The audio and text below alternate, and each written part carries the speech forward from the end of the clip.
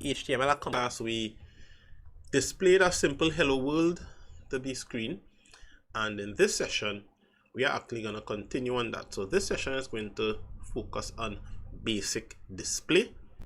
In lesson 1 we did some very basic output, and in this lesson we're going to build on that. We're going to learn a few more HTML standard tags. These are like the common tags that you would be using as a developer. And as I promised you in lesson 1, what we learned is going to apply going forward for the conceivable rest of your lives doing web development. The heading tags are some of the really pretty basic formatting tags that we are going to start with. And remember, again, one of the original design objectives of HTML was to create a language that could assist in doing markup, much in the vein that human beings did manual typesetting. So we have these heading tags, H1 to H6. You will be familiar with them in your text editor such as Microsoft Office. So we could type this is a heading 1,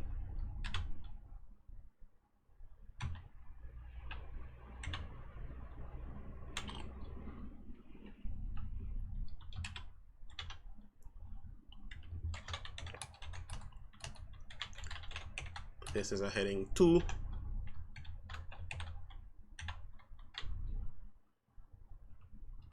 these are our 6 headings, and we'll take a look at what our headings would be displayed as or rendered as in the actual web page. So let's take a look. Let's see what we got here. Right, so this is our 6 headings. Now that we have learned the basic heading tags, I'll just delete them and we can go back and apply them now. So generally we would apply heading tags in HTML markup in a similar vein to what we would do in a word processor, meaning that you want to reserve H1 for the top descriptive title, H2 probably for a major descriptive title, or it could begin successive main topic titles, and we go down like that. So let's say we want to talk about what we have learned so far. Ideally, you can actually use any heading tag, but ideally it would probably be better to start at H2 or H3. So I'll begin with H3. Right, so let's give this a little description.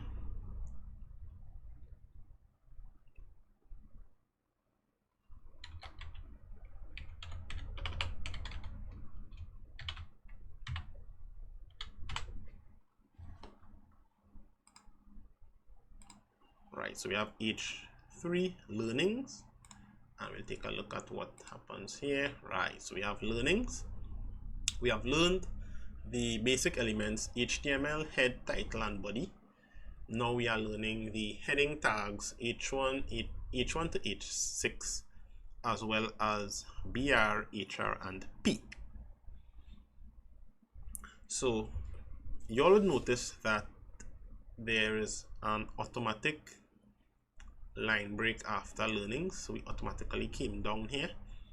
That is because the H1 tag, and we would see sooner that the P tag as well, are what you call block level elements, meaning that when they are interpreted by a processing agent, the agent would usually put a space, a line break before and after the tag. We need to understand rules. There are rules associated with the elements and how they function and how they operate. And a simple one of these rules is there are elements that are called block level elements and elements that are called inline elements, meaning that, for example, we have H3 here. All the H elements are what you would call block level elements. P as well is a block level element, which we will come across very soon. And block level elements, the rendering agent or processing agent such as a browser is designed to insert a line break before the element. So there'll be an implicit line break here and a line break after the element. So there'll be one here as well, which is why when we view the web page, our HTML elements completed was dropped downwards. So we'll come across block level elements and inline elements in a subsequent lesson, but I'll introduce the concept here because this lesson is about the basics of display. How do you expect the HTML code to be displayed on a browser? Great, so let's delete this and let's take a look at what we have here as well. So we have learned the basic elements: HTML head, title, body. So notice I have a BR tag here, line break. So let's remove this tag and see what happens. So notice the second line automatically brings itself up in line with the first line. So again, this is another important thing to understand. If we look at our code again, we see that I wrote one thing on one line, I wrote another thing on another line, and let's do a third line here, and let's start it with line 3. Let's give this one line 2, and let's call this one line 1, and let's say this is the end of our work, full stop. So let's save and go into the web browser and see what this looks like. And naturally, this is what we expect, that everything tries to stay on one line as long as it can, right? So the only time it breaks a new line is at the edge of the actual browser window. So if we had a bigger monitor, this would just continue in one line. So this reinforces that what we write as non-markup, right? So this is where we are just entering data into the page. The browser will render that in its own way depending on the rules or a schema that tells it how to render. So it's not going to infer that I want to break a line here. It's not going to infer that because I have line 1, line 2, and line 3 that it should render it this way. No, it doesn't. Markup languages again are designed to put structure into documents, and by giving documents this structure, semantic meaning could be extracted from the actual document. So the browser is not interested in how I think I want my page to look. The browser is interested in how it should render the page according to some schema. So if we want this type of display as we have in our code correctly here, then we need to use markup, HTML markup again, to explicitly tell our browser, hey, I need a space at the end, and this is to be accomplished with our BR tag, line break.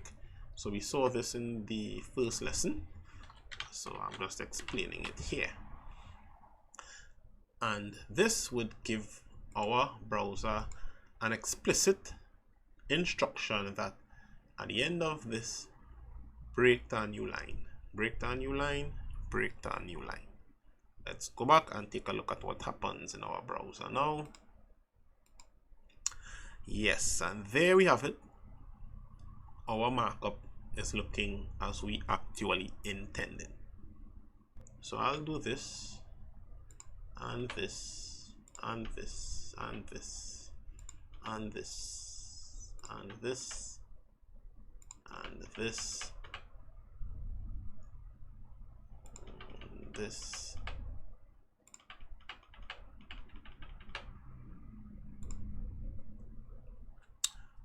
Right, so you'll see that we have everything here nicely jumbled up. So we have saved it, and let's view our page in our browser, and notice no difference.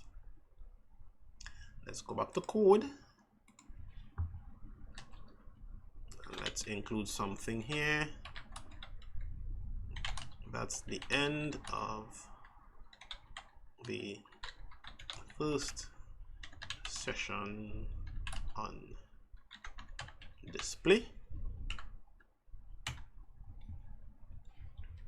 We'll put a line break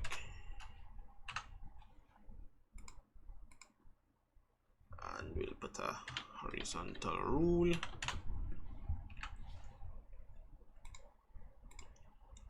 and let's take a look. So notice again, the page is displayed as intended because of the markup code, even though the actual code is looking pretty jumbled up and we can barely make sense of it. So this is an important concept to remember as a beginner. The text that is written has no bearing on the actual structure and presentation of the document with respect to the web browser. The browser gets all the information it needs from the tags, and that is what is meant by the semantic meaning. It gets that from the tags, and not solely the fact that the tag is inserted, but the tags are used in certain ways as well. For example, we learned that the document type definition is the first tag, followed by the HTML tag, which is the root element of every HTML document, and it is the closing element as well. Within a head, the HTML tag, there's a head tag. Inside of a head tag, there's a title tag. So if we come down, we see the end of the first title tag, then we see the end of a head tag, and then we see the body tag. So as humans, we try not to write code like this and to mix up our code and our data, because it's a lot more comfortable in our eyes and our ability to process the information if we could see it in a format like this. Electronic processors, though, do not see in the same manner that human beings would see, which is why they could take the jumbled up stuff and make sense of it because of the nature, positioning, and use and behavior of the actual HTML elements. So that completes this first part of basics of display. I'll give you all a little heads up as to what we're going to look at next. So looking back at our web page here, notice that we want to describe what we have done. So we learned about HTML, we learned about the head tag, title tag, body tag, we learned about the H1 to H6, and we did BR and HR. Okay, so we didn't do P, but we'll do P in the subsequent lesson.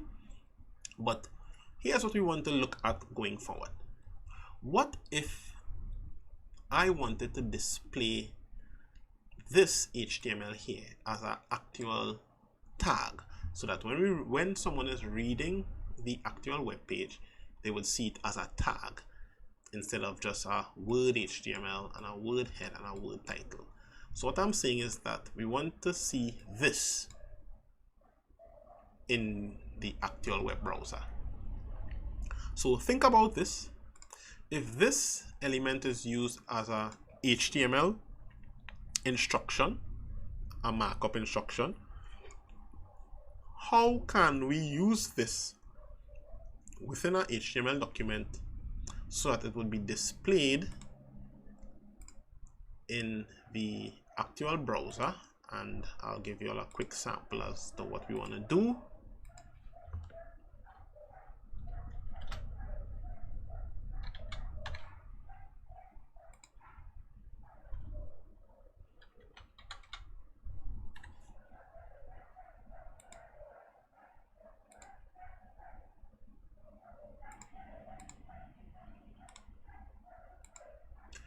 Right, so this is what we want to learn. We want to figure out how is it possible, because I want my students to know that we have learned the basic of the HTML elements, and I want you all to see the actual tag, right? So these are the elements, but I want to display them as tags. So in our next lesson, we're going to learn another fundamental of display, and that is how do we escape certain characters so that there isn't any ambiguity between what we mean and what the browser wants to do. So catch you all in that next lesson. Take care, God bless, and see you soon.